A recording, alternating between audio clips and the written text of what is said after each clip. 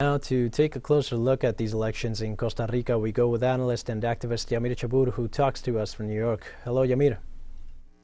Hello. Thank you for having me on teleSUR. It's a pleasure to be here.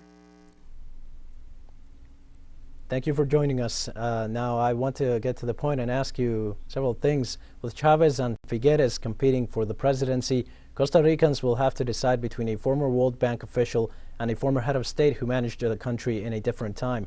Both of them have promised reforms in public spending and the job market. However, what are specifically the main differences between the two contenders' programs or points of view?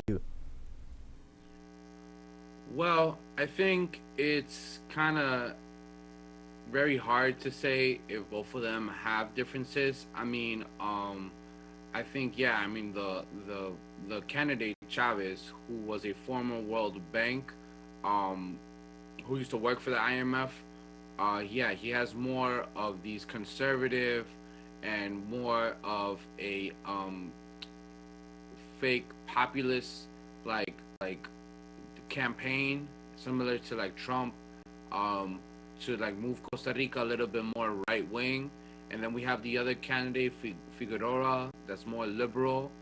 Um, Regardless, I think we have to understand what these elections would do for the region of Central America, and how uh, Costa Rica would affect, like, whoever wins the Costa Rican presidential elections would have effects on like a neighboring country like Nicaragua, which is a country that has sanctions, and is also a country um, that the United States wants to overthrow. And at the same time, the same virtue, we also have to look at the implementations of how this is going to affect the Costa Rican working class in Costa Rica.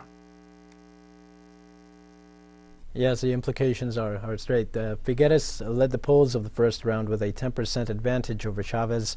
What has changed since the first leg, and what are the most pressing issues precisely the winner will have to deal with during his administration? For example, for the working class, the social troubles in the country. Yeah, I mean, the height of unemployment has gone up in Costa Rica. Inflation.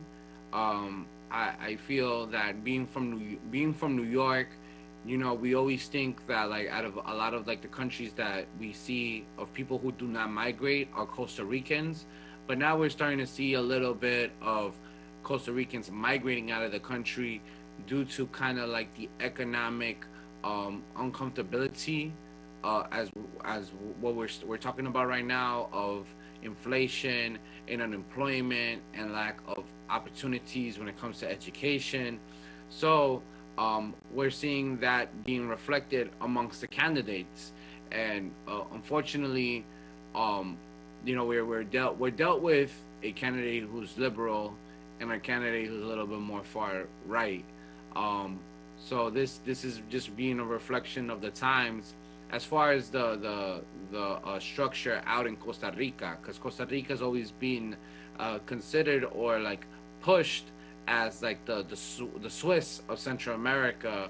And the fact that they don't have a military, but doesn't mean that they don't have economic problems. And as we're seeing the veil, the mask being lifted from the illusion, these elections are are doing are demonstrating that. Maybe even some of the problems can be traced back. The fragmentation of voter intention in Costa Rica is evident now, but there have been processes in the country in the recent history that have contributed to heighten the differences in the citizenship and to sow distrust among Costa Ricans concerning the role and promises of government institutions. Which are those most recent processes or events in Costa Rican society that have led to such divisions in the polls?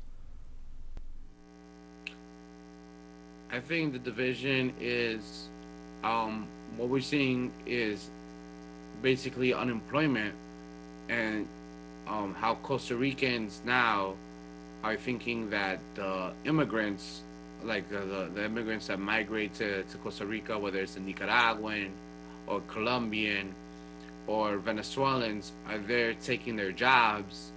And when the reality is that it's not that, it is the economic system that they have, which is creating the devastation within their country of the high inflation and high employment.